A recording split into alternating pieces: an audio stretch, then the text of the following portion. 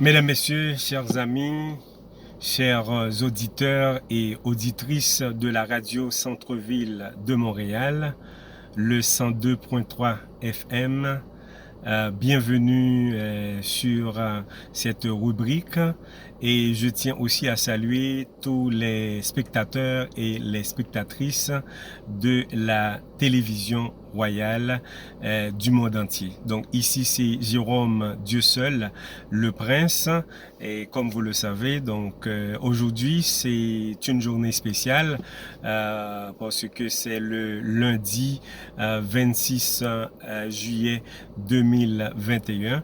Donc c'est vraiment une occasion spéciale parce que c'est pour la première fois que je fais une vidéo, non pas dans une salle, dans un sanctuaire ou bien dans un studio quelconque, mais là je suis carrément dans une voiture, dans un véhicule électrique qu'on appelle une Toyota RAV4. Donc ce n'est pas la Toyota RAV4 en tant que telle qui fait que c'est une occasion spéciale, mais c'est parce que c'est pour la première fois que je le fais dans cette enceinte, dans cet espace tout à fait significatif.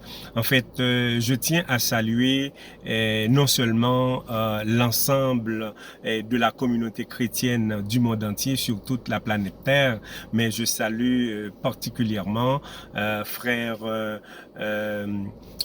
Étienne Lombard, je salue mes autres collègues Bernard Jean-Charles, je salue pasteur Maurice Jean Rénal qui est le présentateur de Vision en fait 2000. Donc il fait un travail extraordinaire dans la communauté chrétienne. Ce sont des gens qui ont beaucoup de courage et qui ont beaucoup de dévouement pour prêcher la parole de Dieu, surtout en cette fin des temps. Et aussi, je tiens à saluer d'autres personnes, Daniel Pascal, Hérol Philémy, je salue également la sœur Betty Vieux, je salue sœur Venique Théodore, je salue sœur Violette Ballan. Ce sont des personnes vraiment sœur Guina de l'église de Bethesda, ancienne membre, je dirais, de Philadelphie. Donc, il y a une brochette de gens que je pourrais saluer, mais on s'entend que je ne veux pas passer vraiment toute l'émission à saluer que des gens, parce que j'ai un message spécial pour vous aujourd'hui, chers amis dans le Seigneur. Eh bien, le message, c'est quel est le secret du vrai bonheur. Donc, je suis inspiré effectivement par le pasteur Bernard Jean-Charles pour vous parler vraiment de ce sujet-là, le secret du vrai bonheur. Donc, mesdames et messieurs, chaque individu et chaque personne, chaque être sur Terre ou bien chaque être vivant recherche le bonheur. D'accord? Donc, on veut être heureux, on veut être content, on ne veut pas avoir de problèmes, on ne veut pas avoir de difficultés, on veut répondre à tous ses besoins. Donc, vous savez que en sociologie, on parle de plusieurs types de besoins selon les besoins, en fait, le degré de pyramide de Maslow. Il y a le besoin et les besoins primaires, il y a les besoins secondaires, il y a les besoins tertiaires, il y a le besoin, les besoins physiologiques, il y a tels que le manger et le boire, il y a le besoin d'accomplissement également, il y a le besoin d'atteindre un certain niveau, chers amis. Donc, bref, l'homme, l'être humain en tant que tel, aime en fait et atteindre ses objectifs, aime en fait répondre à ses demandes. Par exemple, si j'ai faim, donc j'ai besoin de répondre à cette nécessité, à savoir avoir de la nourriture. Donc il faut de la nourriture pour combler ce besoin qui est vraiment la famine. Si j'ai soif, j'ai besoin de boire de l'eau, d'accord, pour étancher vraiment cette soif. Donc c'est important de le faire. Si je suis nu, d'accord, j'ai pas de vêtements, donc c'est important de porter des vêtements, que ce soit des vêtements sophistiqués ou bien des vêtements ordinaires, mais l'essentiel c'est de pouvoir répondre, combler ce vide-là, à savoir trouver à se vêtir.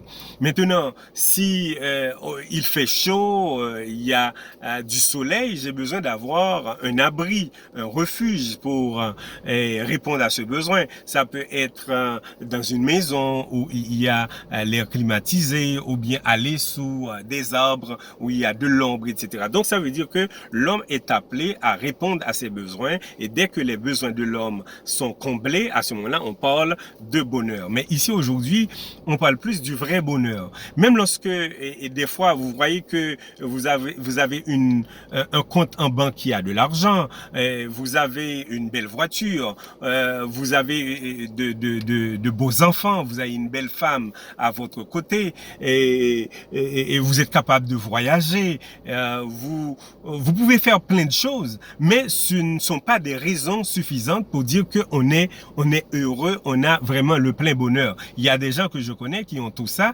mais qui sont malheureux et qui doivent vraiment satisfaire d'autres besoins.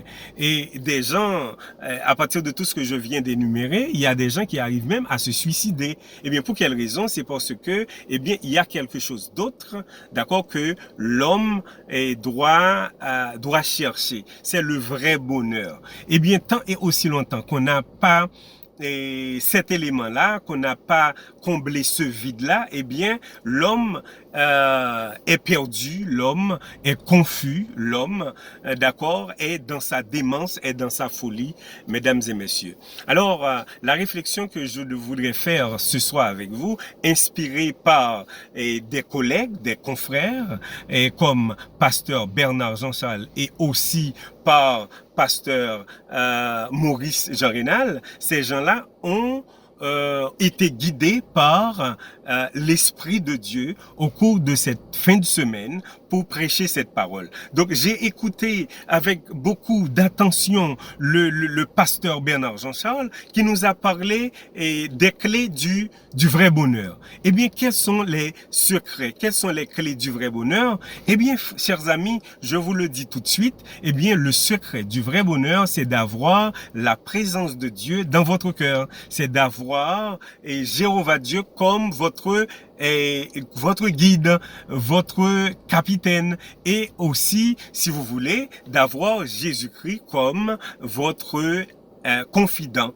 Eh bien, dès que vous avez Dieu dans votre vie, c'est-à-dire Jéhovah Dieu qui contrôle l'avion, qui est l'aviateur, ou bien qui est le pilote. Vous avez Jésus-Christ comme le chef suprême de l'Église, c'est-à-dire votre ami, votre conseiller, votre admirable, d'accord? Et donc, vous l'avez. Et ensuite, vous avez le Saint-Esprit, d'accord? L'Esprit Saint, qui est votre guide. Eh bien, ainsi, mesdames et messieurs, même lorsque vous n'avez pas d'autre chose, je vous assure que avec ces éléments-là, avec ces ressources, avec si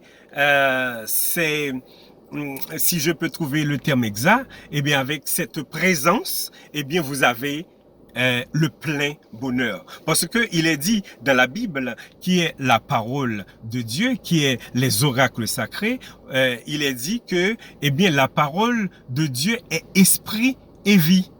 Recherchez premièrement le royaume de Dieu et la justice, et les autres choses viendront par-dessus. Et Jésus-Christ, quelque part dans la Bible, a dit, l'homme ne vit pas seulement de pain, mais de toute parole qui sort de la bouche de Dieu. Aujourd'hui, chers amis, chers frères et sœurs dans le Seigneur, vous qui m'écoutez ce soir, je ne sais pas où vous vivez. Peut-être vous vivez aux États-Unis d'Amérique, comme étant l'un des plus grands pays au monde. Peut-être vous vivez au Canada, qui est un pays socialiste, un pays où l'éducation est gratuite, où la santé est accessible à tout le monde, parce que vous avez, dès que vous êtes sur le territoire du Canada, vous avez une carte qu'on appelle la carte soleil, et bien vous avez accès à tous les hôpitaux. Vous pouvez aller à n'importe quel hôpital, peu importe votre maladie, eh bien vous allez être servi. Même lorsque vous allez passer beaucoup d'heures à l'hôpital, et je sais pas, juste pour une consultation d'un médecin, vous pouvez passer 2 heures de temps, 4 heures de temps avant de voir un médecin, mais quand même, vous avez accès, d'accord, gratuitement à cet hôpital-là. OK? Donc, ça veut dire que c'est quand même quelque chose. On n'est pas en train de leurrer. Donc, mais là, je suis en train de vous dire que, mesdames et messieurs, peu importe, vous êtes au Canada, vous êtes aux États-Unis, vous êtes en France, vous êtes à Belgique, vous êtes en Allemagne, vous êtes en Chine, etc. Donc, peu importe le pays où vous vivez, donc vous avez accès à beaucoup de choses. Donc, vous avez actuellement accès à une panoplie, une brochette de services, d'accord, qui vous permettent vraiment d'être relativement confortable. Mais ce n'est pas encore le vrai bonheur, parce que nous vivons dans un monde qui est matérialiste, c'est-à-dire les gens sont emportés par l'esprit matériel, c'est-à-dire par ce qui frappe les yeux, tels que les buildings, les immeubles, les belles maisons, les édifices, les belles voitures, les beaux cellulaires, ou bien avoir un compte en banque bien garni, d'accord? Donc c'est ce que presque tout le monde en Amérique du Nord, en Occident, donc vous êtes emballé par cet état de fait. Mais même lorsque vous avez tout ça, eh bien vous n'êtes pas encore heureux. Je ne dis pas que vous n'avez pas besoin de cela. C'est pas ça que je suis en train de dire. Je ne suis pas en train de dire que vous n'avez pas besoin de maison, vous n'avez pas besoin de belles voitures, vous n'avez pas besoin de cellulaire, vous n'avez pas besoin de motocyclette, vous n'avez pas besoin de compte en banque. Jérôme Dieu seul, en tant que prince, je suis pas en train de dire cela. Je suis en train de vous dire que, eh bien, cela ne suffit pas pour vous rendre heureux. D'accord? Donc, vous avez besoin d'autres trésors. Donc, moi, j'ai fait l'expérience et, entre autres, je vous dis que, eh bien, ce qui est essentiel pour vous, c'est d'avoir la présence de Dieu dans votre cœur. Parce que dans la Bible, la parole de Dieu qui nous dit que, eh bien, et il faut garder les commandements. Donc, dans le livre de l'Apocalypse, c'est ici la persévérance des saints qui gardent les commandements de Dieu et qui ont la foi de Jésus-Christ. Donc c'est important, mesdames et messieurs, de rechercher la présence de Dieu dans votre vie. Jésus-Christ l'a dit. Donc l'homme ne vit pas seulement de pain, c'est-à-dire de nourriture, parce que vous avez besoin de nourriture pour nourrir le corps. D'accord? Pour être en forme physiquement. Mais l'homme, en tant que tel, sur le plan ontologique, l'homme n'est pas seulement physique ou, je dirais, corporel. Non. L'homme est pluridimensionnel. C'est-à-dire, nous avons plusieurs dimensions. Nous avons une dimension physique, nous avons une dimension immatérielle, que vous ne pouvez pas voir, une dimension, je dirais même invisible, ou bien supranaturelle.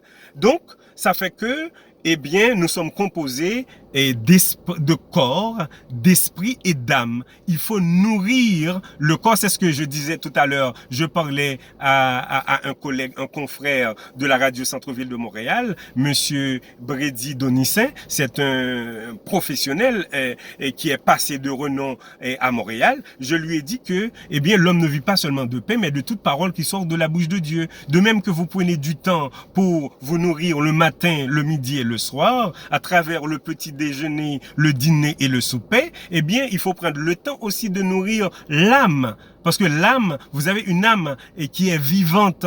Donc, il faut nourrir l'homme intérieur. D'accord? Si vous ne nourrissez pas l'homme intérieur, vous nourrissez seulement l'homme extérieur, c'est-à-dire votre corps, votre corpus, votre body en anglais. Eh bien, vous êtes comme un cadavre ambulant. Hein? C'est pour cela que Jésus-Christ disait, laissez les morts ensevelir leurs morts. Parce que vous ne pouvez pas seulement nourrir le corps et prendre soin de ses cheveux, de son souci, de ses cils, de ses yeux, de ses oreilles, de son ergonomie, si vous voulez, de sa physionomie. Non, vous n'êtes pas seulement ça. C'est pour cela que, on peut dire que presque la majorité des Américains, ils ont échoué. Ils ont échoué. Pour quelle raison ils ont échoué? Ils ont subi ce fiasco, cet échec, parce qu'ils ont pris soin seulement de leur corps. L'homme n'est pas seulement corporel, n'est pas seulement matériel. L'homme est aussi immatériel. C'est pour cela que, si vous voulez avoir le vrai bonheur, le secret du vrai bonheur, il faut aller puiser, il faut rechercher la présence de Dieu. Et pour trouver Dieu, on ne peut pas trouver Dieu comme ça, comme un bâton magique. Non. Il faut rechercher. Plus vous recherchez Dieu, à ce moment-là, Dieu va se laisser prendre. Dieu va mais il faut aller en quête de Dieu. Nous avons un problème en Amérique du Nord. Nous avons un problème de Dieu. Parce qu'il y a beaucoup de gens qui sont des athées. Il y a beaucoup de gens qui sont anti-Dieu. Ils disent que Dieu est mort, Dieu n'est plus vivant. Ils ont toutes sortes de théories, et ces philosophes-là. Mais entre vous et moi, mesdames et messieurs, si vous voulez être heureux, si vous voulez avoir les secrets du vrai bonheur, recherchez la présence de Dieu. Et Jésus-Christ disait, c'est ce que les gens n'arrivent pas à comprendre jusqu'à présent. Donc, il faut rechercher premièrement le royaume de Dieu et la justice de Dieu. Quand Jésus-Christ disait, le royaume de Dieu est proche. Non seulement la présence de Jésus-Christ symbolisait, n'est-ce pas, le royaume en tant que tel, parce que Jésus-Christ en tant que roi, d'accord, roi du ciel et de la terre, dont Jéhovah est le roi des rois. Donc, ce qui importe, c'est que Jésus-Christ et son Père, ils sont un. C'est-à-dire la vision de Dieu et la vision, effectivement, de Jésus-Christ, parce que Jésus-Christ est en Dieu et Dieu est en Jésus-Christ. Il n'y a pas de Jésus-Christ sans Dieu, il n'y a pas Dieu sans Jésus-Christ parce que ils sont un. Donc ça c'est un autre débat, donc de parler de la divinité de Jésus-Christ. Là, je parle plus de la présence du Saint-Esprit. Je suis pas en train de parler de la Trinité parce que le concept de Trinité n'est pas dans la Bible, mais je suis en train de vous montrer, mesdames et messieurs, que la présence du Saint-Esprit dans votre cœur, c'est quelque chose d'extraordinaire. Ce n'est pas quelque chose de commun. D'accord? Tout le débat est ici. C'est que quand Jésus-Christ vous dit que, pour avoir le royaume de Dieu, il faut être baptisé. Baptisé, c'est plonger dans l'eau. Donc, il faut subir cette nouvelle naissance. Vous vous rappelez que quand Nicodème, qui était un docteur de la loi, c'était un bibliste, c'était un exégète, quelqu'un qui connaissait très bien la Bible, mais qui comprenait pas vraiment les déclarations de Jésus-Christ quand il disait, pour avoir la vie éternelle, il faut naître de nouveau. Naître de nouveau, c'est-à-dire avoir une nouvelle naissance, une nouvelle personne, une nouvelle créature. L'apôtre Paul, plus tard, va répéter, va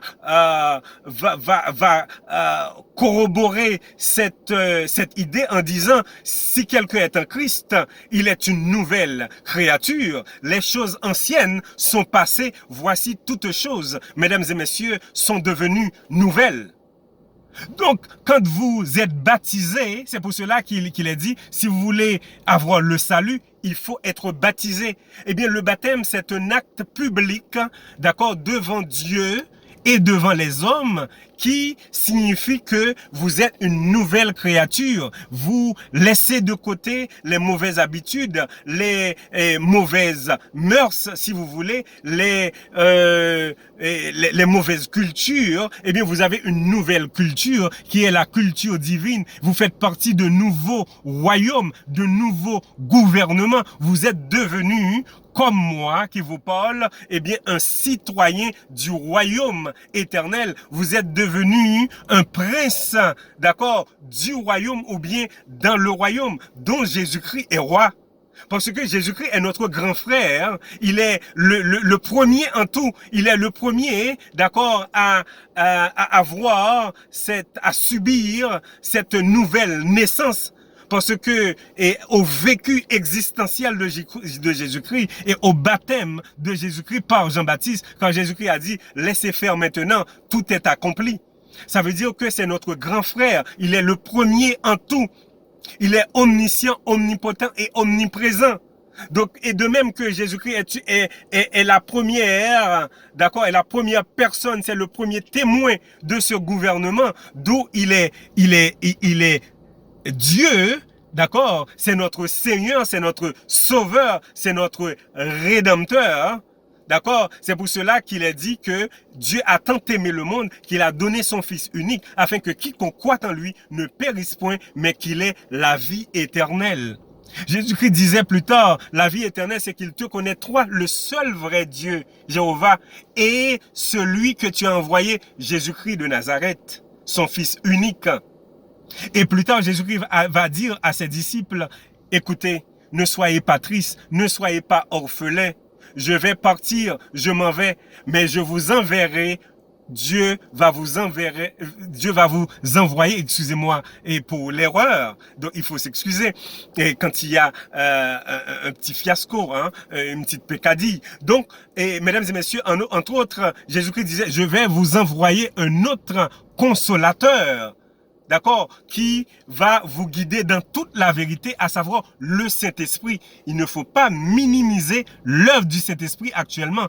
Donc, c'est pour cela qu'on parle de l'appui de la première saison, lors de l'effusion du Saint-Esprit dans la chambre haute, et on parle aussi de l'appui de l'arrière-saison. À la fin des temps, les enfants de Dieu vont recevoir, d'accord, une puissance extraordinaire pour combattre, pour lutter contre les difficultés, les tentations, les séductions de ce monde.